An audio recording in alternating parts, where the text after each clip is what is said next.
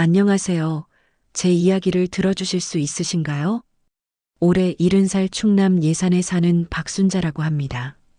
요즘 젊은 어떤지 잘 모르겠지만 저희 세대는 금을 참 소중하게 여기며 살아왔습니다.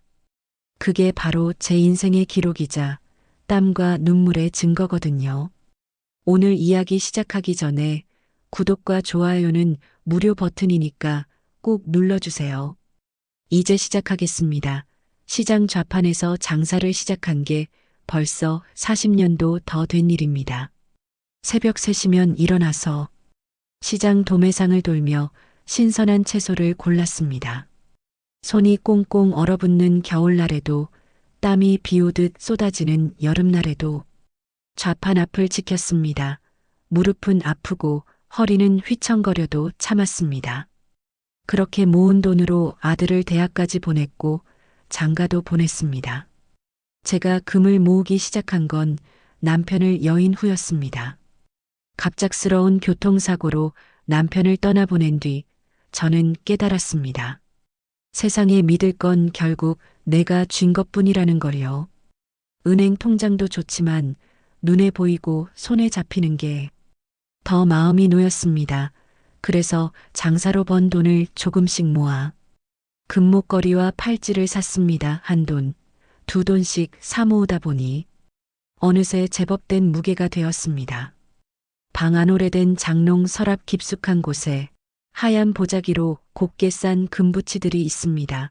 그걸 꺼내볼 때마다 제 가슴은 뿌듯함으로 가득 찼습니다.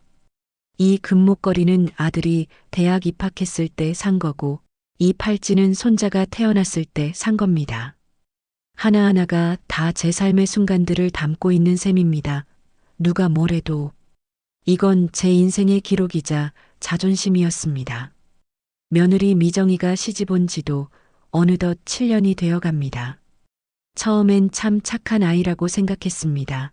공손하고 말도 예쁘게 하고 웃는 얼굴도 참 곱더군요. 그런데 세월이 지나면서 조금씩 눈빛이 달라지는 게 느껴졌습니다. 특히 제 방 장롱 쪽을 힐끔힐끔 쳐다볼 때면 뭔가 불편한 기분이 들었습니다. 어느 날이었습니다. 제가 방 청소를 하다가 보자기를 꺼내놓고 잠시 화장실에 다녀왔는데 미정이가 제 방 앞을 서성이고 있더군요. 어머니, 뭐 하세요? 라고 물으면서도 눈은 반짝이는 금을 향해 있었습니다. 저는 얼른 보자기를 덮으며 말했습니다. 아, 그냥 옛날 것들 정리하고 있었어. 미정이는 가벼운 웃음을 지으며 말했습니다. 어머니, 요즘 누가 금으로 모아요. 세련되게 명품으로 해야죠. 그 말을 듣는 순간 가슴 한쪽이 싸늘해졌습니다. 명품이요? 로고가 새겨진 가방 하나가 제 땀과 눈물보다 가치 있단 말인가요? 하지만 저는 참았습니다. 요즘 젊은 사람들은 생각이 다르니까요. 그저 그래, 요즘은 그런가 보구나 하고 넘겼습니다. 하지만 그날 이후로 미정이의 눈빛이 자꾸만 신경 쓰였습니다. 제가 방에 들어갈 때마다 따라 들어오려 하고 장롱 쪽을 유독 자주 쳐다보는 것 같았습니다. 어쩌면 제가 예민한 건가 싶기도 했습니다. 나이 들면 의심이 많아진다잖아요. 그래서 스스로를 다독이며 지냈습니다. 며느리를 믿어야지, 의심하면 안 되지 하면서요. 그런데 마음 한구석엔 자꾸만 불안이 자라났습니다. 밤에 잠을 자다가도 문득 깨어 장롱을 확인하곤 했습니다. 보자기를 열어보고 금이 다 있는지 확인하고서야 안심하고 다시 잠들었습니다. 우리 집 누렁이도 그런 제 마음을 아는지 밤마다 제 방 앞을 지켰습니다. 누렁이는 유독 미정이를 경계했습니다. 미정이가 제 방 쪽으로 오면 으르렁거리며 짖곤 했거든요. 누렁이가 이러는 이유가 있을까요? 어머니, 저게 좀 어떻게 안 돼요? 맨날 저만 보면 짖어대요. 미정이가 짜증을 내며 말했지만 저는 대답 대신 누렁이 머리를 쓰다듬어 줬습니다. 걔는 사람보다 먼저 알아보는 법이라고 하잖아요. 누렁이의 직감이 틀린 적이 없었거든요. 이렇게 소소한 일상이 흘러가는 동안 저는 미처 몰랐습니다. 제 소중한 금들을 노리는 탐욕스러운 눈빛이 점점 더 짙어지고 있다는 거요. 그리고 곧 벌어질 일들을 전혀 예상하지 못했습니다. 그러던 어느 저녁이었습니다. 저는 평소처럼 거실 소파에 앉아 저녁 뉴스를 보고 있었습니다. 아들은 야근 중이고 며느리는 부엌에서 설거지를 하고 있었습니다. TV에서 아나운서의 목소리가 또렷하게 들려왔습니다. 국제 금값이 사상 최고치를 기록했습니다. 경제 불안정과 인플레이션 우려로 인해 금 투자 수요가 급증하면서 온스당 가격이 역대 최고치를 경신했는데요. 제 귀가 번쩍 뜨였습니다. 화면에는 그래프가 나타나며 금값이 치솟는 모습이 보였습니다. 아나운서는 계속해서 설명했습니다. 특히 국내 금 시세도 덩달아 급등하면서 금 투자자들의 관심이 집중되고 있습니다. 전문가들은 당분간 이러한 상승세가 지속될 것으로 전망하고 있습니다. 제 가슴이 두근거렸습니다. 40년 넘게 조금씩 모아온 제 금들이 지금 얼마나 가치가 올랐을까요? 계산기를 두드려 보니 정말 깜짝 놀랄 만한 금액이 나왔습니다. 제가 산 가격의 거의 10배나 되는 거였습니다. 기쁜 마음에 저도 모르게 혼잣말이 나왔습니다. 아이고, 세상에 그동안 잘 모아뒀구나. 살다 보니 이런 날도 있네. 바로 그때였습니다. 부엌에서 설거지 소리가 딱 멈췄습니다. 저는 고개를 돌렸고 미정이와 눈이 마주쳤습니다. 그 순간 제가 본 건 며느리의 눈빛이었습니다. 번쩍이는 뭐라고 표현해야 할까요? 마치 어둠 속에서 먹잇감을 발견한 짐승의 눈빛 같았습니다. 탐욕이라는 게 저렇게 적나라하게 드러날 수 있구나 싶었습니다. 하지만 그건 정말 찰나의 순간이었습니다. 미정이는 금세 환한 미소를 지으며 제게 다가왔습니다. 어머니, 금값이 많이 올랐네요. 어머니 금들 가치도 엄청 올랐겠어요. 겉으로는 기뻐하는 척했지만 저는 알 수 있었습니다. 그 웃음 뒤에 숨은 다른 감정을요. 그러게 말이야. 내가 힘들게 모은 보람이 있네. 저는 태연하게 대답했지만 가슴 한쪽이 불편했습니다. 미정이는 제 옆에 앉더니 말을 이었습니다. 어머니께서 정말 대단하세요.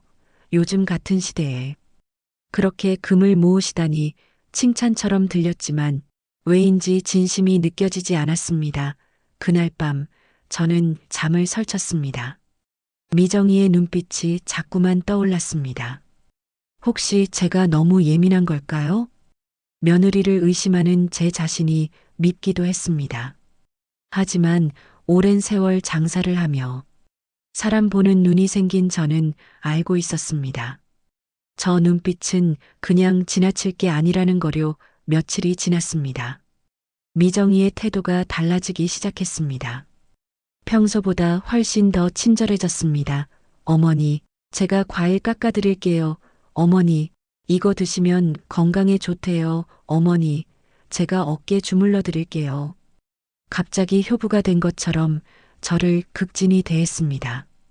처음엔 기분이 좋았습니다. 아무리 경계했어도 며느리가 이렇게 잘해주니 마음이 풀리더군요.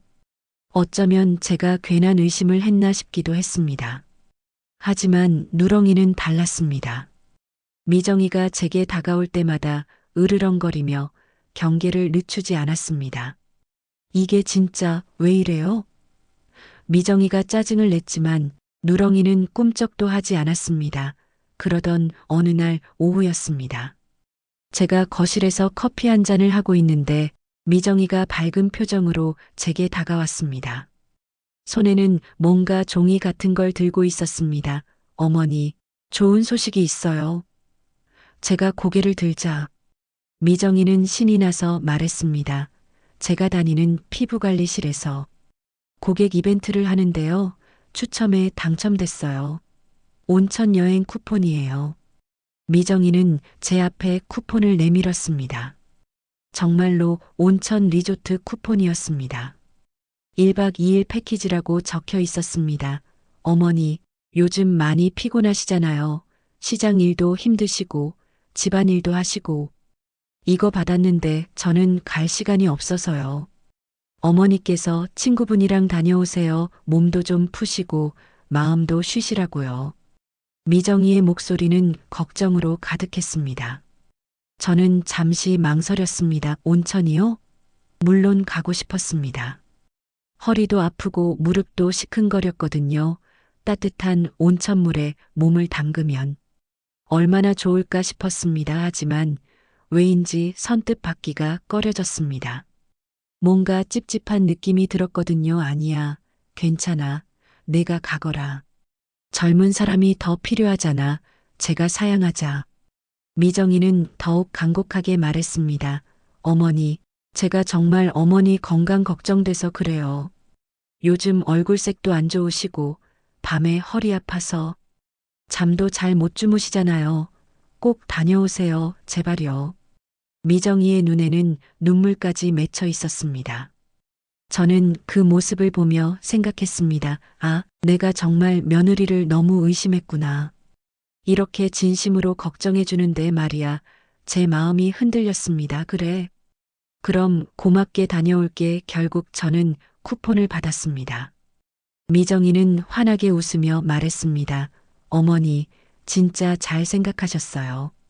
거기 경치도 좋고 음식도 맛있대요. 푹 쉬시고 오세요. 집 걱정은 하지 마시고요. 제가 다 알아서 할게요. 너무나 다정한 목소리였습니다. 저는 그날 밤 짐을 쌌습니다. 갈아입을 옷과 세면도구를 챙기면서도 마음 한구석이 계속 불편했습니다. 왜 그런지 설명할 순 없었지만 뭔가 놓치고 있는 게 있는 것 같았습니다. 장롱 서랍을 열어 금이 든 보자기를 확인했습니다. 다 있었습니다.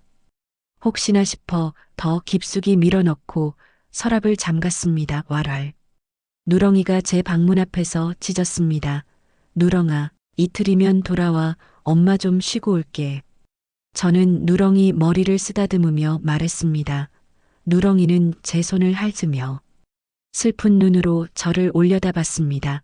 출발 전날 밤, 저는 이상한 꿈을 꿨습니다. 문 앞에서 금빛이 사라져가는 꿈이었습니다. 깜짝 놀라 잠에서 깼습니다. 식은땀이 등을 타고 흘렀습니다. 시계를 보니 새벽 3시였습니다. 다시 잠들 수가 없어서 일어나 방으로 가 장롱을 확인했습니다. 다행히 아무 이상 없었습니다. 하지만 그 불안한 느낌은 쉽게 사라지지 않았습니다. 제 육감이 뭔가를 경고하고 있었습니다. 오랜 세월 장사를 하며 길러진 촉이었습니다. 그 촉은 한 번도 저를 속인 적이 없었습니다. 다음 날 아침 버스 정류장에서 버스를 기다리며 저는 집을 돌아봤습니다. 미정이가 현관 앞에서 손을 흔들고 있었습니다. 어머니, 조심히 다녀오세요.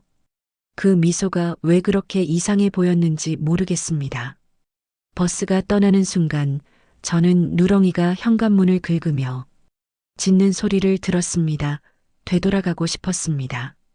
하지만 이미 버스는 출발했고 저는 그저 창밖을 바라볼 수밖에 없었습니다. 온천 리조트에 도착한 건 오후 2시쯤이었습니다. 버스에서 내리니 신선한 공기와 함께 유황 냄새가 살짝 났습니다. 주변은 산으로 둘러싸여 있었고 단풍이 물들기 시작한 나무들이 참 예뻤습니다. 리조트 직원이 안내해주는 방으로 들어갔습니다. 깔끔하고 따뜻한 느낌의 방이었습니다. 짐을 풀고 침대에 앉았는데 이상하게 마음이 편치 않았습니다. 가슴이 두근거렸습니다. 휴대폰을 꺼내 아들에게 전화를 걸었습니다. 여보세요. 엄마야, 잘 도착했어. 아들의 목소리가 들렸습니다. 엄마, 좋은 데서 푹 쉬고 오세요. 집 걱정은 하지 마시고요. 그래, 알았어. 누렁이 밥은 챙겨주고. 제가 물었습니다. 사실 제일 걱정되는 게 누렁이였습니다. 네, 미정이가 다 챙긴다니까요. 걱정 마세요. 아들의 말에 저는 한숨을 쉬었습니다. 미정이가 누렁이를 잘 챙길까요? 평소에 누렁이를 귀찮아하던 며느리였는데 말입니다. 전화를 끊고 나서도 왠지 불안했습니다. 가슴 한쪽이 계속 답답했습니다. 온천복으로 갈아입으며 거울을 봤습니다. 제 얼굴이 굳어 있었습니다. 순자야, 너무 예민한 거 아니야? 며느리가 잘해주려고 보내준 건데. 라며 옆에 있는 말순이 말했습니다. 그래도 이상하게 불안감은 가시지 않았습니다. 온천탕으로 내려갔습니다. 따뜻한 물에 몸을 담그니 기분이 좀 나아졌습니다. 허리 아픈 것도 한결 나아지는 느낌이었습니다. 다른 손님들과 인사도 나누고 이런저런 이야기도 했습니다. 두 분이서 오셨어요? 옆에 계신 할머니가 물었습니다. 네, 며느리가 쿠폰을 줘서 왔어요. 제가 대답했습니다. 아이고, 며느리가 효녀네요. 요즘 그런 며느리 보기 힘든데. 할머니가 부러워하며 말했습니다. 저는 애매하게 웃었습니다. 효녀일까요? 정말 그럴까요? 가슴속 의심이 자꾸만 고개를 들었습니다. 그런가 봐요. 저는 그렇게만 대답했습니다. 온천에서 나와 방으로 돌아왔습니다. 시계를 보니 오후 4시였습니다. 저녁 식사 시간까지는 아직 2시간이나 남았습니다. 침대에 누워 텔레비전을 켰지만 집중이 안 됐습니다. 자꾸만 집 생각이 났습니다. 특히 제 방 장롱이 떠올랐습니다. 금이 든 서랍을 분명히 잠갔나요? 혹시 열쇠를 어딘가에 두고 온 건 아닐까요? 불안해서 일어나 가방을 뒤졌습니다. 열쇠가 있었습니다. 다행이었습니다. 하지만 왜 이렇게 마음이 불편한 걸까요? 창밖을 내다봤습니다. 산과 하늘이 평화로워 보였습니다. 하지만 제 마음은 전혀 평화롭지 않았습니다. 다시 누워서 천장을 바라봤습니다. 어릴 적 어머니가 해주신 말씀이 떠올랐습니다. 순자야, 예감이라는 게 있단다. 뭔가 이상하다 싶으면 그게 맞는 거야. 어머니는 늘 직감이 정확하셨습니다. 저도 그런 어머니를 닮았습니다. 장사를 하면서도 제 직감 덕분에 사기를 당하지 않았습니다. 그런데 지금 이 순간 제 직감이 뭔가 잘못됐다고 외치고 있었습니다. 심장이 빠르게 뛰었습니다. 손바닥에 땀이 났습니다. 일어나서 휴대폰을 들었습니다. 집에 전화를 걸어볼까요? 하지만 뭐라고 말하죠? 금 확인 좀 해달라고요? 그러면 며느리가 뭐라고 생각할까요? 고민하다가 결국 전화를 걸었습니다. 신호음이 길게 울렸습니다. 한참 만에 미정이가 받았습니다. 여보세요, 어머니? 목소리가 약간 떨리는 것 같았습니다. 아니면 제가 예민해서 그렇게 들렸을까요? 미정아, 나다 집에 이상 없지? 제가 물었습니다. 네, 아무 이상 없어요. 어머니는 잘 쉬고 계세요? 미정이가 대답했습니다. 뭔가 서두르는 것 같았습니다. 누렁이는 괜찮고? 제가 또 물었습니다. 네, 밥도 줬어요. 좀 짖긴 하는데 괜찮아요. 미정이의 목소리에서 짜증이 살짝 묻어났습니다. 왜 짖는데? 제가 다급히 물었습니다. 누렁이는 함부로 짖는 개가 아니었거든요. 글쎄요. 그냥 짖네요. 신경 쓰지 마세요. 미정이가 빨리 끊고 싶어 하는 게 느껴졌습니다. 그래, 알았어. 누렁이 잘 챙겨줘. 저는 전화를 끊었습니다. 전화를 끊고 나니 더 불안해졌습니다. 누렁이가 짖는다고요? 분명히 뭔가 있습니다. 누렁이는 이유 없이 짖지 않았습니다. 특히 미정이를 향해. 짖을 때는 늘 이유가 있었습니다. 가슴이 철렁 내려앉았습니다. 당장 집에 가고 싶었습니다. 하지만 버스는 내일 오후에나 있었습니다. 저녁 식사 시간이 되어 식당으로 내려갔습니다. 한정식이 차려져 있었습니다. 맛있어 보였지만 입맛이 없었습니다. 억지로 몇 숟가락 떠먹었습니다. 옆에 있던 친구 말순이 걱정스럽게 쳐다보았습니다. 순자야. 왜 이렇게 즐기지 못하고 표정이 갈수록 어두운 거야? 걱정스레 묻는 말순에게 살짝 웃어주었습니다. 아니야, 내가 촌스러워서 아직 이런 걸 잘 즐기지 못하는 것 같아라고. 일단 친구 말순을 안심시켰습니다. 옆 테이블에서는 가족들이 즐겁게 웃으며 식사하고 있었습니다. 그 모습이 부러웠습니다. 방으로 돌아와 다시 누웠습니다. 잠을 청해봤지만 잠이 오지 않았습니다. 시계를 보니 밤 10시였습니다. 집에서는 다들 잠들 시간이었습니다. 혹시 미정이가 제 방에 들어가진 않았을까요? 아니, 설마 그럴 리가 없습니다. 문을 잠갔고, 열쇠는 제가 가지고 있으니까요. 하지만 열쇠는 복제할 수 있습니다. 갑자기 그 생각이 머리를 스쳤습니다. 혹시 미정이가 제 열쇠를 몰래 복제한 건 아닐까요?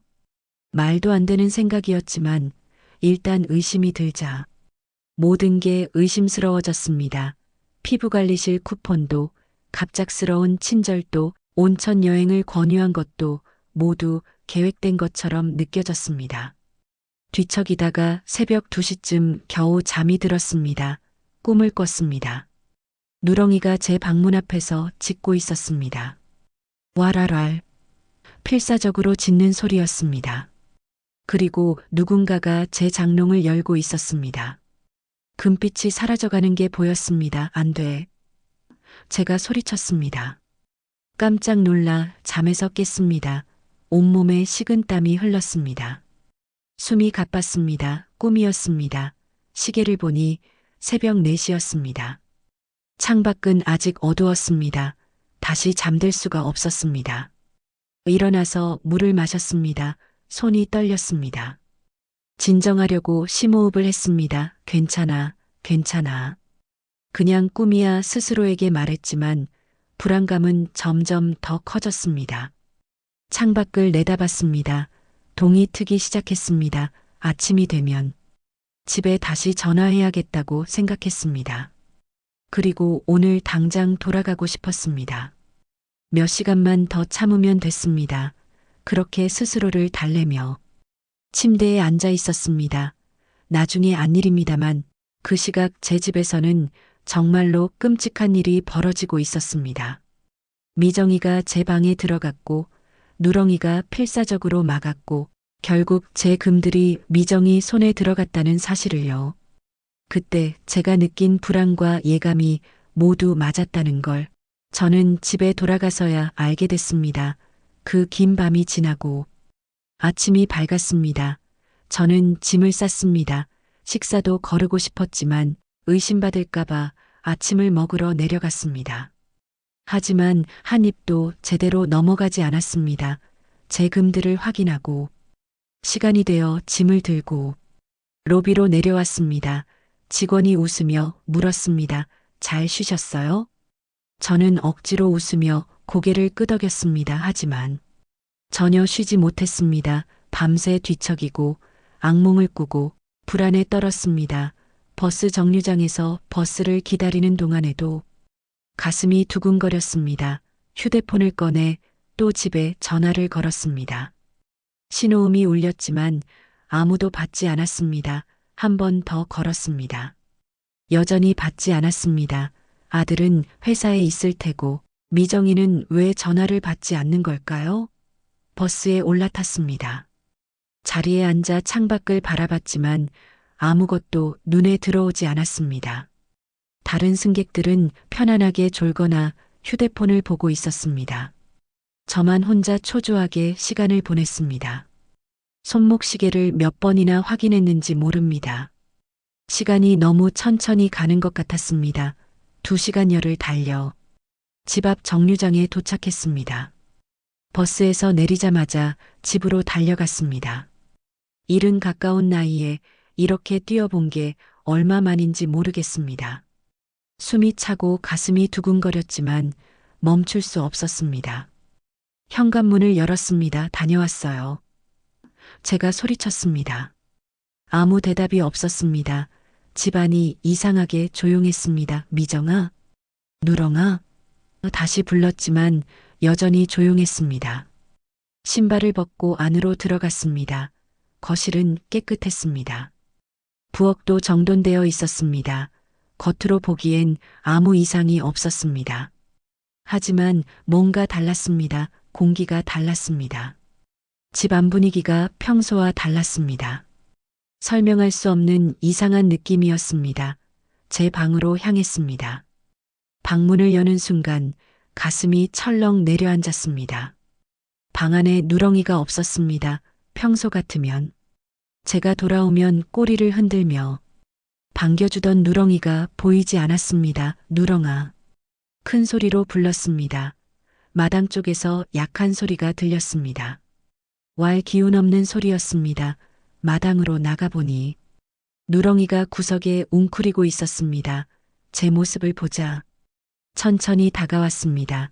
평소처럼 힘차게 뛰어오지 않고 다리를 조금 절뚝이며 걸어왔습니다. 누렁아, 왜 그래? 어디 다쳤어? 제가 누렁이를 쓰다듬었습니다.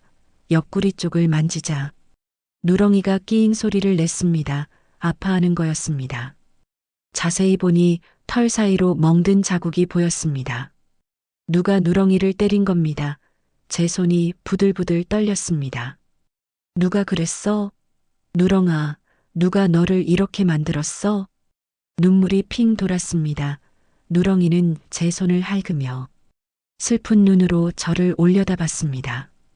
그 눈빛에서 뭔가를 말하려는 게 느껴졌습니다. 마치 제 방에 무슨 일이 있었다고 알려주는 것 같았습니다. 급히 방으로 돌아갔습니다. 장롱 앞에 섰습니다. 손이 떨렸습니다. 주머니에서 열쇠를 꺼냈습니다. 서랍을 열었습니다. 보자기가 보였습니다.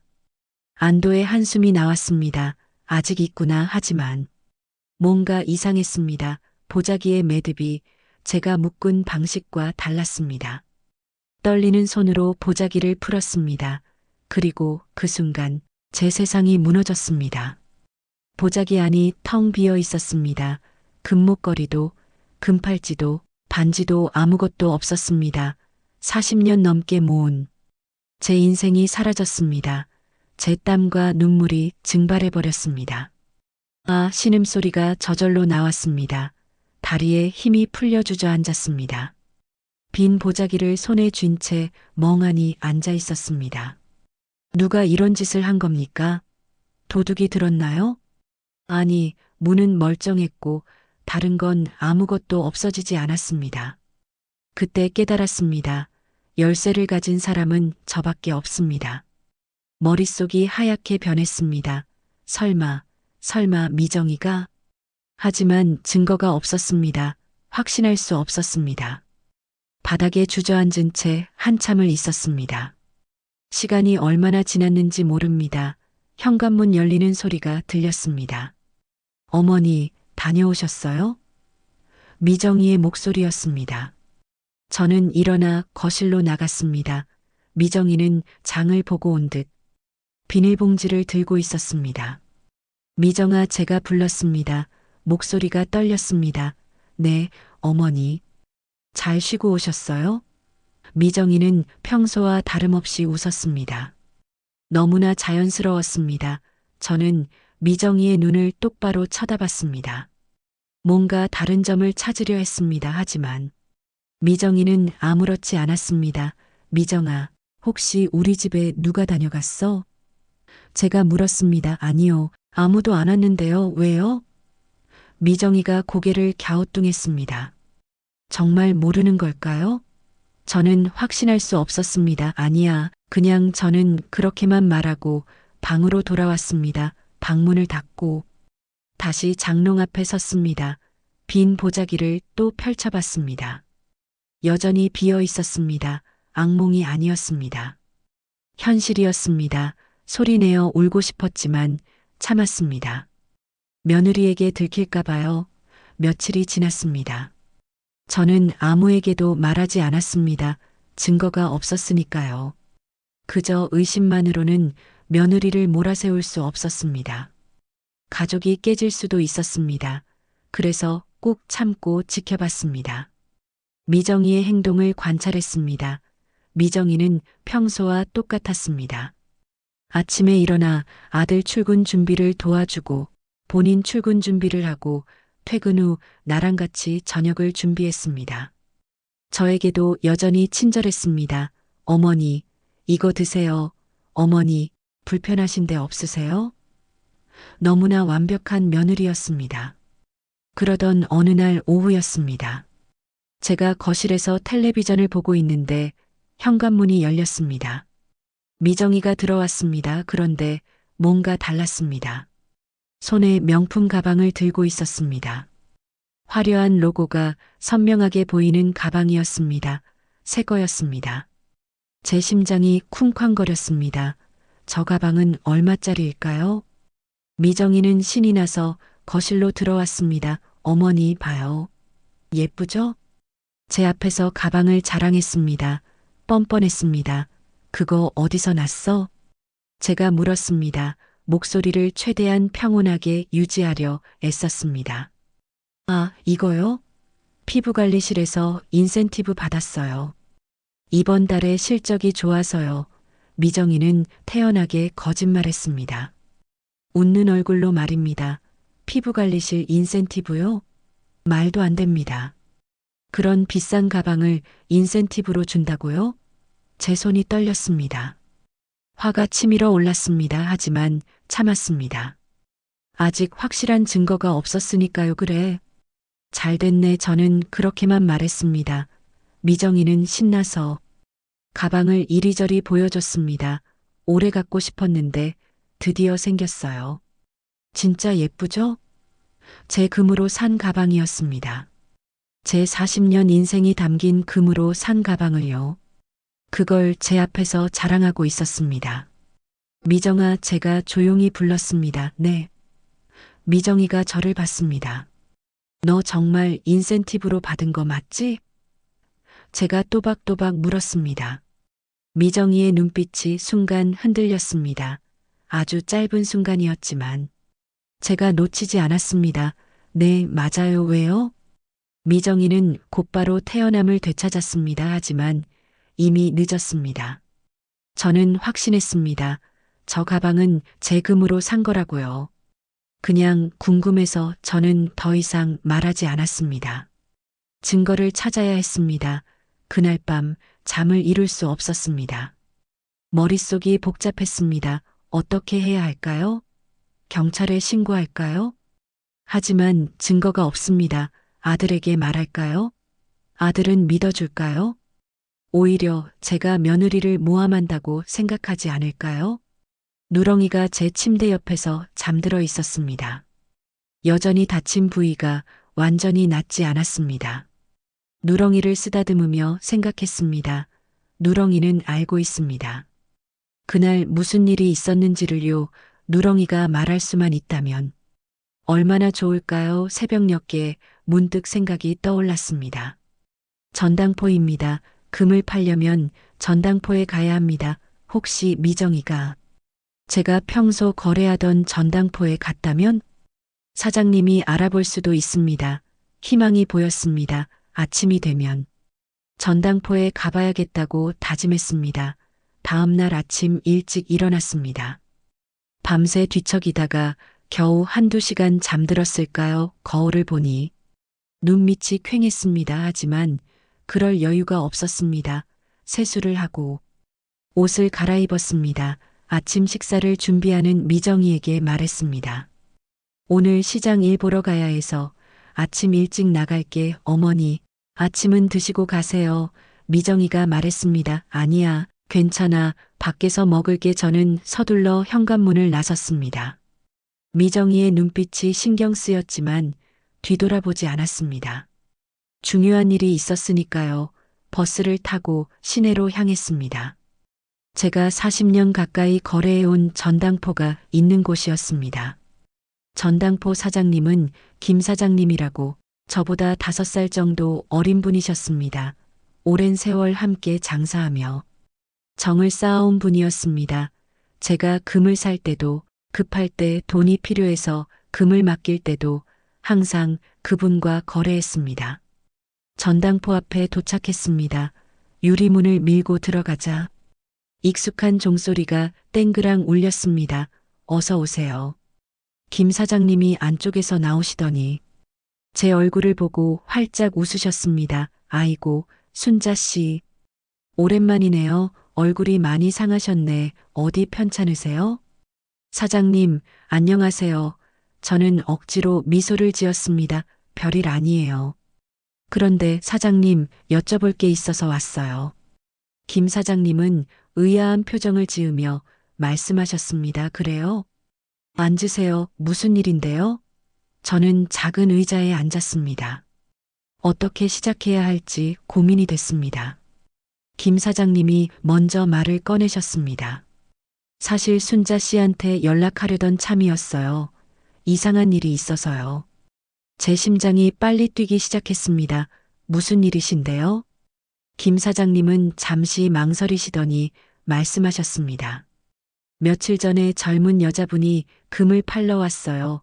목걸이랑 반지, 팔찌 몇 개였는데 이상하게 낯이 익더라고요. 자세히 보니까 순자 씨가 여기서 사신 물건들이었어요. 제 손이 떨렸습니다. 정말요? 목소리가 갈라졌습니다. 김 사장님은 고개를 끄덕이셨습니다. 네, 확실해요. 제가 이 일을 얼마나 오래 했는데요. 게다가 순자 씨 물건은 특히 잘 기억하죠. 그 중에 하나는 순자 씨가 10년 전쯤 사신 건데 제가 직접 주문 제작해드린 거였어요. 안쪽에 작은 각인도 있고요. 눈물이 핑 돌았습니다. 그래서 어떻게 하셨어요? 제가 물었습니다. 김 사장님은 난처한 표정을 지으셨습니다. 그게 처음엔 의아했지만 혹시 순자 씨가 급하게 돈이 필요해서 보내신 건가 싶었어요. 가족분일 수도 있고 그래서 그냥 거래를 했습니다. 하지만 계속 찝찝하더라고요. 그분이 누구였는데요? 제가 급하게 물었습니다. 김 사장님은 서랍을 열어 장부를 꺼내셨습니다. 신분증 사본이 여기 있어요. 이름이 이미정 씨라고 나와 있네요. 혹시 아는 분이세요? 제 며느리였습니다. 이름을 듣는 순간 모든 게 확실해졌습니다. 제 예감이 맞았습니다. 미정이가 제 금을 훔쳐서 판 겁니다. 제 며느리예요. 저는 떨리는 목소리로 말했습니다. 김 사장님의 얼굴이 굳었습니다. 네. 며느리분이요? 네. 제가 온천 여행 간 사이에 제 방에 들어가서 금을 가져간 것 같아요. 제가 돌아왔을 때 금이 다 사라져 있었어요. 말하면서 눈물이 흘렀습니다. 참으려 했지만 참을 수가 없었습니다. 40년 인생이 한순간에 무너진 아픔이 터져 나왔습니다. 김 사장님은 깜짝 놀라셨습니다. 아니, 그럼 허락 없이 가져간 거란 말이에요? 네, 저는 아무것도 몰랐어요. 돌아와서 보니 다 사라져 있었어요. 제가 울먹이며 말했습니다. 김 사장님은 한숨을 크게 쉬셨습니다. 아이고, 이를 어쩌나 제가. 진작 순자 씨한테 연락을 드렸어야 했는데, 아니에요. 사장님 잘못이 아니에요. 며느리가 신분증까지 보여줬으면. 사장님이 어떻게 하셨겠어요? 저는 고개를 저었습니다. 김 사장님은 미안한 표정을 지으셨습니다. 그래도 제가 더 신경 썼어야 하는 건데, 그때 이상하다 싶었으면 바로 연락드렸어야 했어요. 사장님, 그 금들 아직 있나요? 제가 물었습니다. 김 사장님은 난처한 표정을 지으셨습니다.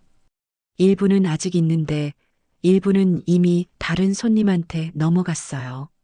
금값이 워낙 높을 때라 빨리 팔렸거든요. 남은 건 2개 정도 있을 거예요. 마음이 무너졌습니다. 제 인생의 기록들이 뿔뿔이 흩어져 버렸습니다. 그래도 남은 거라도 찾을 수 있다면 제가 말했습니다. 김 사장님은 고개를 끄덕이셨습니다. 당연하죠. 남은 건 당장 드릴게요. 그리고 며느리분한테 받은 돈도 영수증이 있으니까 경찰에 신고하시면 될 거예요. 경찰 신고요. 생각만 해도 마음이 무겁습니다. 며느리를 경찰에 신고한다는 게 쉬운 일이 아니었습니다. 하지만 이대로 넘어갈 수도 없었습니다. 제 인생을 훔쳐간 사람에게 대가를 치르게 해야 했습니다. 김 사장님은 금고에서 금팔찌 2개를 꺼내 오셨습니다. 이게 남은 거예요. 나머지는 정말 미안하지만. 저는 팔찌를 받아들었습니다. 익숙한 무게감이었습니다. 제가 젊은 시절 허리 아프게 장사해서 산 팔찌들이었습니다. 괜찮아요. 사장님, 이것만이라도 찾아서 다행이에요. 그리고 이게 거래 기록이에요. 날짜랑 금액, 신분증 사본 다 있어요. 경찰에 가실 때 가져가세요. 김 사장님이 서류 봉투를 건네주셨습니다. 저는 봉투를 받아 가방에 넣었습니다. 사장님, 정말 감사해요. 사장님이 아니었으면 영영 찾지 못할 뻔했어요. 제가 뭐려 그나저나 순자 씨 어떻게 하실 거예요? 며느리분하고는 어떻게 되는 거예요? 김 사장님이 걱정스럽게 물으셨습니다. 저는 한숨을 쉬었습니다. 모르겠어요. 일단 집에 가서 따져봐야죠. 그리고 아들하고도 이야기해야 하고요. 아들 생각을 하니 마음이 더 무겁습니다. 아들은 어떻게 받아들일까요? 아내가 시어머니 물건을 훔쳤다는 사실을요. 가정이 깨질 수도 있습니다. 전당포를 나와 버스 정류장으로 걸어갔습니다. 가방 속 서류 봉투가 묵직하게 느껴졌습니다. 증거가 생겼습니다. 이제 미정이는 발뺌할 수 없습니다. 버스에 올라타 창밖을 바라봤습니다. 거리의 사람들은 평범한 일상을 살고 있었습니다. 하지만 제 인생은 완전히 뒤집혀 있었습니다. 집에 도착했습니다. 현관문을 열고 들어가니 미정이가 거실에서 텔레비전을 보고 있었습니다. 제 발소리를 듣고 고개를 돌렸습니다. 어머니, 벌써 오셨어요? 일은 잘 보셨어요? 여전히 밝은 표정이었습니다. 아무것도 모르는 척하고 있었습니다. 미정아, 제가 불렀습니다. 네. 미정이가 대답했습니다. 저는 가방에서 금팔찌 2개를 꺼냈습니다. 미정이의 얼굴이 순간 굳었습니다. 이게 뭔지 알아? 제가 물었습니다. 미정이는 말이 없었습니다. 전당포 김 사장님한테 받아왔어. 내가 며칠 전에 팔았던 거라고 하더구나. 미정이의 얼굴이 하얗게 질렸습니다. 어머니. 아직 할 말 있어? 제가 차갑게 물었습니다. 미정이는 입술을 떨었습니다. 저는 뭐라고 변명할 건데? 피부관리실 인센티브로 받은 그 명품 가방도 내 금으로 산 거 아니야? 미정이는 더 이상 말을 잇지 못했습니다. 제 가슴 속에서는 분노가 끓어올랐습니다. 40년 인생을 훔쳐간 사람에 대한 분노였습니다. 오늘 저녁에 아들 돌아오면 같이 이야기하자. 그리고 이건 경찰에 신고할 거야. 제가 단호하게 말했습니다. 미정이의 눈이 커졌습니다. 어머니, 제발요, 경찰은 안 돼요. 미정이가 울며 매달렸습니다. 하지만 저는 마음을 굳혔습니다. 이제 진실을 밝혀야 할 때였습니다. 미정이는 제 앞에 무릎을 꿇었습니다. 어머니, 제발요. 한 번만 용서해 주세요. 눈물을 흘리며 매달렸습니다. 하지만 저는 고개를 돌렸습니다. 용서? 내가 무슨 짓을 했는데 용서를 바라니? 제 목소리는 차갑게 식어 있었습니다. 저도 어쩔 수 없었어요. 주변 친구들은 다 명품 가방 들고 다니는데 저만 없으니까. 미정이가 흐느끼며 말했습니다. 듣고 있으니 화가 더 치밀어 올랐습니다. 그래서 남의 물건을 훔쳐? 그것도 시어머니 물건을? 제 목소리가 떨렸습니다. 미정이는 고개를 숙인 채 계속 울기만 했습니다. 진심으로 반성하는 건지 아니면 들킨 게 억울해서 우는 건지 알 수 없었습니다. 저는 방으로 돌아가 문을 닫았습니다. 거실에서 미정이의 우는 소리가 들렸지만 신경 쓰지 않았습니다. 시계를 보니 오후 5시였습니다. 아들은 보통 7시쯤 퇴근합니다. 2시간을 기다려야 했습니다. 저는 침대에 앉아 손에 쥔 금팔찌를 바라봤습니다. 겨우 2개만 건졌습니다. 나머지는 이미 다른 사람 손에 넘어갔습니다. 마음이 아팠습니다. 누렁이가 제 발치로 다가와 앉았습니다. 저는 누렁이 머리를 쓰다듬었습니다. 누렁아, 넌 진작 알았지? 그래서 그렇게 짖었던 거구나. 누렁이는 제 손을 하즈며 위로해줬습니다. 걔가 사람보다 낫습니다. 적어도 거짓말은 하지 않으니까요. 시간이 느리게 흘렀습니다. 6시, 6시 30분 밖에서는 미정이가 부엌을 오가는 소리가 들렸습니다. 저녁을 준비하는 모양이었습니다. 이런 상황에서도 저녁을 준비하다니 뻔뻔하기도 하지요. 하지만 어쩌면 평정심을 유지하려는 노력일 수도 있었습니다. 7시 10분쯤 현관문이 열리는 소리가 들렸습니다. 다녀왔습니다. 아들의 목소리였습니다. 저는 심호흡을 하고 방문을 열었습니다. 거실로 나갔습니다. 아들은 넥타이를 풀며 소파에 앉아 있었습니다. 엄마, 저녁 먹어요? 평화로운 일상의 모습이었습니다. 진우야, 엄마 할 말이 있어. 미정이도 나와 제가 말했습니다. 아들은 제 표정을 보더니 심각함을 느낀 듯 했습니다. 무슨 일이에요? 미정이가 부엌에서 나왔습니다. 얼굴이 붓고 눈이 빨갰습니다. 울었던 흔적이 역력했습니다. 앉아라. 둘 다 제가 말했습니다. 아들과 미정이가 소파에 나란히 앉았습니다. 저는 그들 앞에 섰습니다. 손에는 금팔찌 2개와 서류 봉투를 들고 있었습니다. 진우야, 엄마가 40년 넘게 모은 금 있잖아. 다 알지? 아들이 고개를 끄덕였습니다. 네, 알죠. 엄마가 힘들게 모으신 거. 그 금이 며칠 전에 다 사라졌어. 제가 말했습니다. 아들의 눈이 커졌습니다. 네. 어떻게요? 도둑이 들었어요? 도둑이 들긴 들었지. 그런데 그 도둑이 우리 집 사람이야. 아들은 이해하지 못한 표정으로 저를 봤습니다. 저는 미정이를 똑바로 쳐다봤습니다. 내 아내가 엄마를 온천 보내놓고 방에 들어가서 금을 다 가져갔어. 그리고 전당포에 팔았지. 아들의 얼굴이 굳었습니다. 뭐라고요? 미정이는 고개를 떨구고 있었습니다. 아들이 아내를 돌아봤습니다. 미정아, 이게 무슨 소리야? 미정이는 대답하지 않았습니다. 저는 금팔찌를 테이블 위에 놓았습니다. 이게 증거야. 전당포 김 사장님이 돌려주신 거야. 나머지는 이미 팔려나갔고 아들은 충격을 받은 표정이었습니다.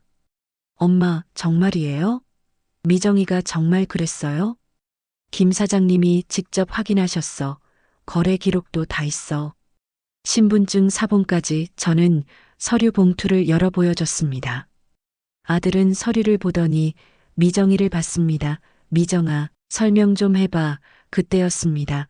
미정이가 갑자기 고개를 들었습니다. 눈물은 멈춰 있었습니다. 대신 뭔가 단단한 표정이었습니다. 제가 잘못했어요. 하지만 어머니도 너무하세요. 뭐라고? 내가 너무하다고? 내가 뭘 너무했는데? 제가 물었습니다. 미정이는 목소리를 높였습니다. 어머니, 그깟 금 몇 돈 때문에 사람을 이렇게까지 의심하세요? 저도 사람이에요. 저도 자존심 있어요. 갑자기 피해자인 척하기 시작했습니다. 뭐, 그깟 금? 제 목소리도 커졌습니다. 그게 엄마가 40년 넘게 모은 거야. 그게 단순히 금이야? 그건 엄마 인생이야. 미정이는 비웃듯이 말했습니다. 인생이요? 그냥 금이잖아요. 팔면 돈 되는 금일 뿐이에요. 아들이 끼어들었습니다. 미정아, 지금 무슨 말을 하는 거야? 내가 잘못한 거 아니야? 미정이는 남편을 돌아봤습니다. 여보도 그래요? 저는 7년 동안 이 집에서 얼마나 고생했는데요. 시어머니 눈치 보고 집안일하고 애들 키우고 그게 남의 물건 훔칠 이유가 돼? 제가 소리쳤습니다. 미정이도 질세라 소리쳤습니다. 훔쳤다고요? 저도 이 집 식구예요. 명품 가방 하나 사는 게 그렇게 큰 죄예요? 제 손이 떨렸습니다. 저 사람은 지금 무슨 말을 하고 있는 겁니까? 남의 물건을 훔쳐서 명품을 샀으면서 당당하게 말하고 있습니다. 내 금을 판 돈이잖아. 제가 외쳤습니다. 미정이는 히스테리를 부리기 시작했습니다. 그래요. 제가 가져갔어요. 근데 어쩔 건데요? 이미 다 썼는걸요. 명품 가방도 샀고 옷도 샀어요. 친구들 앞에서 창피당하기 싫었다고요. 뻔뻔함의 극치였습니다. 아들이 얼굴을 감싸쥐었습니다. 미정아, 제정신이야? 지금 뭐 하는 거야? 미정이는 울기 시작했습니다. 하지만 아까와는 다른 울음이었습니다. 화가 나서 우는 것 같았습니다. 다들 저만 나쁜 사람 만들어요. 시어머니는 왜 금을 그렇게 많이 모으셨어요? 저희한테 나눠주실 생각은 안 하시고. 제 입이 딱 벌어졌습니다. 나눠주라고요? 제가 피땀 흘려 모은 걸. 왜 나눠줘야 합니까? 미정아, 그건 엄마 거야. 엄마가 원하시면 주시는 거고 안 주시면 말아야지. 내가 가져갈 권리는 없어. 아들이 차분하게 말했습니다. 권리요? 저도 이 집 며느리예요. 7년 동안 살았다고요. 미정이는 계속 큰 소리쳤습니다. 반성이라곤 찾아볼 수 없었습니다. 오히려 자기가 피해자인 것처럼 행동했습니다. 저는 이 사람이 진짜 누구인지 이제야 알게 됐습니다. 마지막으로 한 번만 물을게. 제가 조용히 말했습니다. 진심으로 반성하고 사과할 거야? 아니면 계속 그렇게 나올 거야? 미정이는 눈물을 닦으며 말했습니다. 반성하라고요? 제가 뭘 반성해요? 그깟 금 가지고 이렇게까지 하시는 게 더 이상한 거 아니에요? 그 순간 제 안에서 뭔가 끊어지는 소리가 들렸습니다. 참을성이 끊어진 겁니다. 그깟 금이라고 했지? 좋아, 그럼 이제 끝이야. 제가 단호하게 말했습니다. 당장 내 집에서 나가. 넌 더 이상 우리 가족이 아니야. 아들이 깜짝 놀라 말했습니다. 엄마. 하지만 저는 마음을 굳혔습니다. 진우야, 난 이런 며느리하고는 못 살아. 반성도 없고 오히려 큰 소리치고. 이건 아니야. 미정이는 코웃음 쳤습니다. 좋아요, 나갈게요. 이런 집 하루도 더 안 있고 싶었어요. 그래, 나가 당장. 제가 소리쳤습니다. 그때 누렁이가 거실로 뛰어들어왔습니다. 미정이를 향해 으르렁거리며 짖었습니다. 와랄랄. 위협하는 소리였습니다. 미정이는 뒤로 물러섰습니다. 저게 좀 어떻게 해요? 누렁이는 계속 다가갔습니다. 미정이가 평소에 얼마나 누렁이를 함부로 대했는지 누렁이가 기억하고 있었습니다. 복수할 기회를 노리고 있었던 겁니다. 미정이는 겁에 질려 소리쳤습니다. 비켜. 물면 어떡해. 누가 저게 좀 막아보세요. 하지만 누렁이는 멈추지 않았습니다. 미정이를 현관 쪽으로 몰아갔습니다. 미정이는 신발도 제대로 신지 못하고 맨발로 현관문을 열고 뛰쳐나갔습니다. 저게 미쳤어요. 소리치며 도망갔습니다. 누렁이는 현관 앞에서 더 이상 쫓아가지 않고 저를 돌아봤습니다. 잘했어. 누렁아. 저는 누렁이를 쓰다듬었습니다. 아들은 멍하니 서 있었습니다. 방금 벌어진 일을 믿을 수 없다는 표정이었습니다. 저는 아들을 안았습니다. 진우야, 미안해. 엄마가 너무 심했니? 아들은 고개를 저었습니다. 아니에요. 엄마, 제가 잘못 봤어요. 미정이가 저런 사람인 줄 몰랐어요. 아들도 울먹였습니다.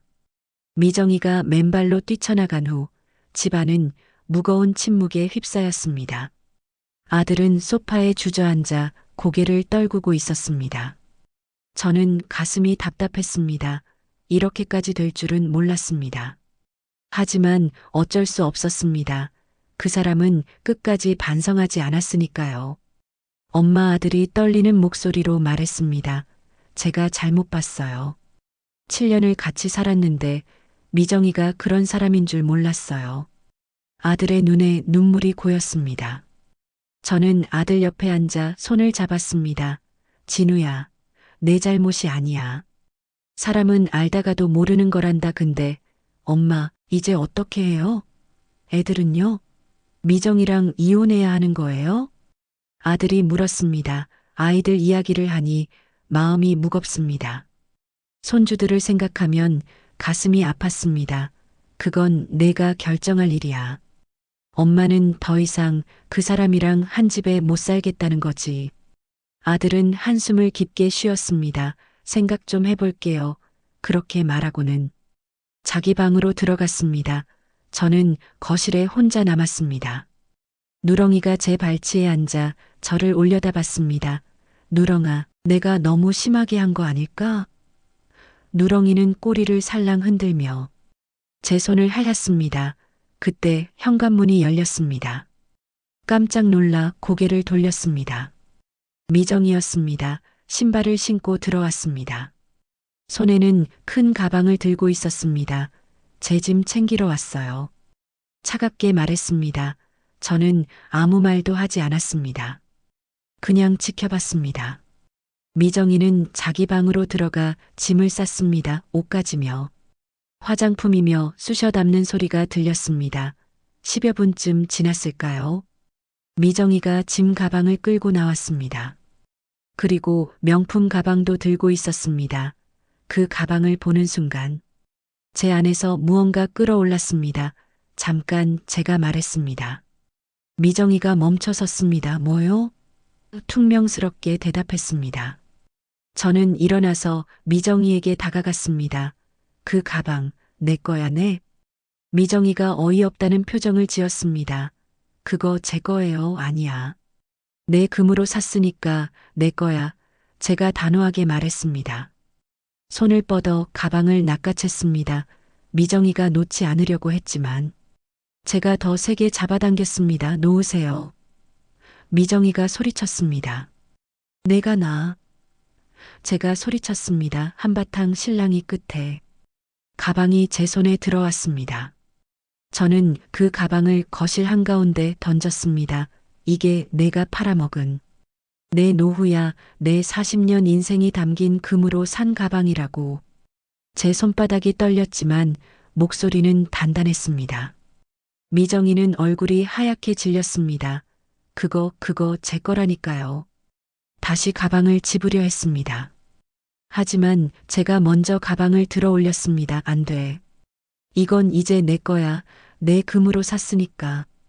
미정이는 분노로 얼굴이 붉어졌습니다. 어머니, 그깟 금 얼마나 된다고 이렇게까지 하세요? 미정이가 소리쳤습니다. 선물로 주실 수도 있는 거잖아요. 며느리한테 금 하나 안 주면 어떡해요? 듣고 있으니 어이가 없었습니다. 끝까지 자기가 잘못했다는 생각이 없는 겁니다. 선물은 주는 사람이 주는 거지 빼앗는 게 아니야. 제 목소리가 커졌습니다. 넌 도둑질을 했어. 내 허락도 없이 내 방에 들어가서 내 금을 가져간 거라고. 미정이는 비웃었습니다. 도둑질이요? 같은 집에 사는데 무슨 도둑질이에요? 제 머리끝까지 화가 치밀어 올랐습니다. 마지막으로 기회를 줄게 진심으로 반성하고 사과해. 그러면 생각해 볼게. 제가 차분하게 말했습니다. 하지만 미정이는 코웃음을 쳤습니다. 반성이요? 제가 뭘 반성해요? 돈에 미친 할망구네. 미정이가 중얼거렸습니다. 작은 소리였지만 제 귀에 똑똑히 들렸습니다. 할망구라고요? 제 며느리가 저를 할망구라고 불렀습니다. 뭐라고 했어? 제가 물었습니다. 미정이는 오히려 당당하게 말했습니다. 할망구요. 그깟 금으로 유세 떠는 그 순간 제 안에서 뭔가 폭발했습니다. 나가. 당장 내 집에서 나가. 제가 소리쳤습니다. 넌 반성도 없고 오히려 나한테 막말을 하는구나. 나가라. 다시는 이 집에 발도 들이지 마. 제 목소리가 집안에 울려 퍼졌습니다. 미정이도 질세라 소리쳤습니다. 좋아요. 나갈게요. 이런 집, 이런 시어머니 진짜 지긋지긋했어요. 그때였습니다. 누렁이가 다시 나타났습니다. 미정이를 향해 으르렁거리며 천천히 다가갔습니다. 이빨을 드러내고 있었습니다. 왈. 왈알. 누렁이의 짖는 소리가 점점 커졌습니다. 미정이는 뒤로 물러섰습니다. 누렁이는 멈추지 않았습니다. 미정이를 현관 쪽으로 계속 몰아갔습니다. 미정이는 평소에 누렁이를 발로 차기도 하고 빗을 던지기도 했습니다. 누렁이가 그걸 다 기억하고 있었던 겁니다. 으르렁 낮게 위협하는 소리를 냈습니다. 미정이는 완전히 겁에 질렸습니다. 물면 어떡해요. 어머니, 좀 말려요. 하지만 저는 가만히 서 있었습니다. 누렁이가 사람을 무는 개가 아니라는 걸 알고 있었습니다. 다만 겁을 주는 거였습니다. 미정이는 짐 가방도 제대로 챙기지 못하고 현관문을 열었습니다. 신발도 제대로 신지 못했습니다. 맨발에 가까운 상태로 문 밖으로 뛰쳐나갔습니다. 다시는 오지 마. 제가 마지막으로 소리쳤습니다. 미정이는 뒤도 돌아보지 않고 골목길로 사라졌습니다. 저는 현관문을 닫았습니다. 그리고 그 자리에 주저앉았습니다. 온몸에서 힘이 빠졌습니다. 누렁이가 제 옆으로 와서 앉았습니다. 저는 누렁이를 꼭 안았습니다. 누렁이는 제 볼을 핥으며 위로해줬습니다. 그때 아들이 방에서 나왔습니다. 엄마, 괜찮으세요? 응, 괜찮아. 저는 고개를 끄덕였습니다. 아들이 저를 부축해 일으켰습니다. 엄마, 앉으세요. 소파에 앉았습니다. 아들이 물을 가져다 줬습니다. 한 모금 마시니 정신이 좀 들었습니다. 진우야, 미안해. 내 아내를 제가 말을 잇지 못했습니다. 아니에요. 엄마 방 안에서 다 지켜봤어요. 제가 미안해요. 저런 사람인 줄 몰라서. 아들이 말했습니다. 이제 어떻게 하지? 제가 물었습니다. 아들은 잠시 생각하더니 말했습니다. 일단 변호사랑 상담해 볼게요. 이혼 절차 같은 것도 알아봐야 하고요. 그 일이 있고. 며칠이 지났습니다. 집안은 조용했지만 이상하게 마음은 편안했습니다.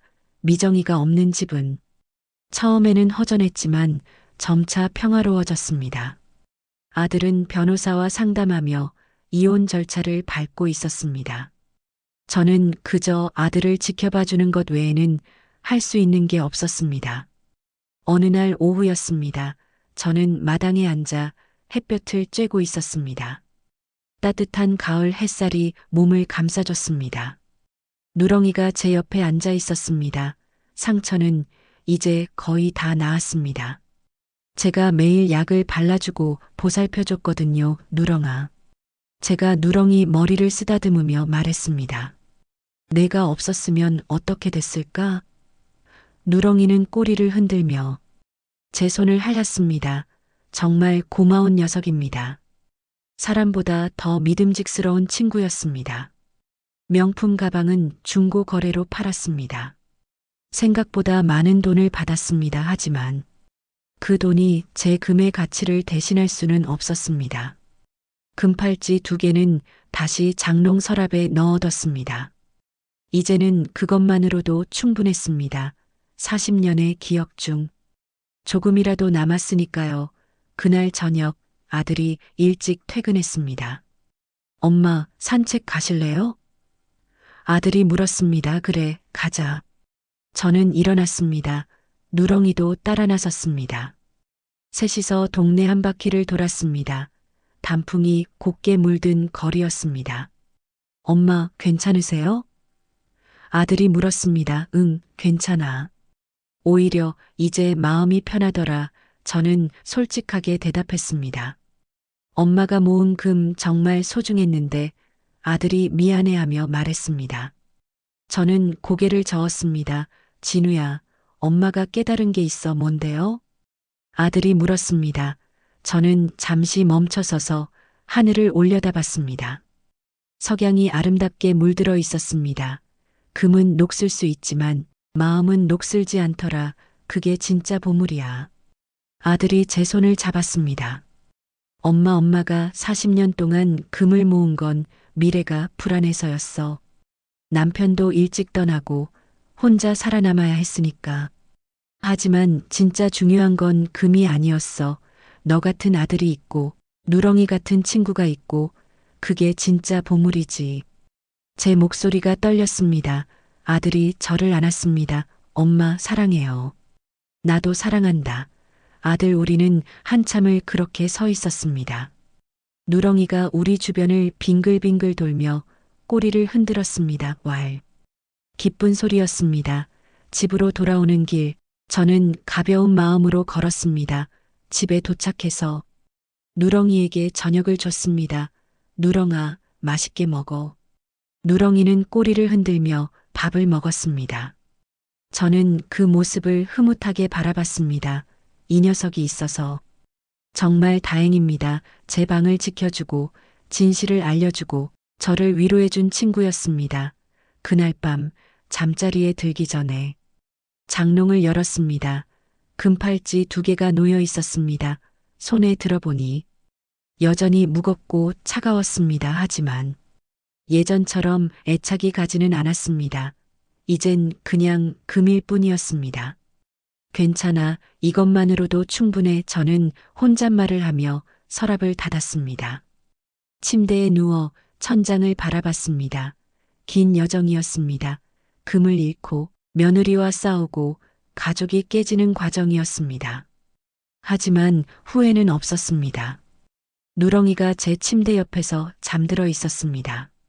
잔잔한 숨소리가 들렸습니다. 저는 누렁이를 보며 미소 지었습니다. 누렁아, 금은 녹슬어도 마음은 녹슬지 않더라. 내가 있어서 정말 다행이야. 누렁이는 꿈속에서도 꼬리를 살짝 흔들었습니다. 창밖으로 달빛이 들어왔습니다. 조용하고 평화로운 밤이었습니다. 내일은 또 어떤 날이 펼쳐질까요? 모르겠습니다. 하지만 괜찮습니다. 제 곁에는 아들이 있고 누렁이가 있으니까요. 진짜 보물은 이미 제 곁에 있었습니다. 눈을 감았습니다. 마음이 편안했습니다. 오랜만에 푹 잘 수 있을 것 같았습니다. 잘 자, 누렁아 내일 또 보자. 작게 속삭이고 잠에 빠져들었습니다. 긴 이야기의 끝이었습니다. 여기까지 제 이야기를 들어주셔서 정말 감사합니다. 힘들었던 순간도 있었고 분노했던 순간도 있었지만 결국 깨달은 건 사람의 마음이 가장 소중하다는 거였습니다. 여러분도 진짜 소중한 게 무엇인지 잊지 않으셨으면 좋겠습니다.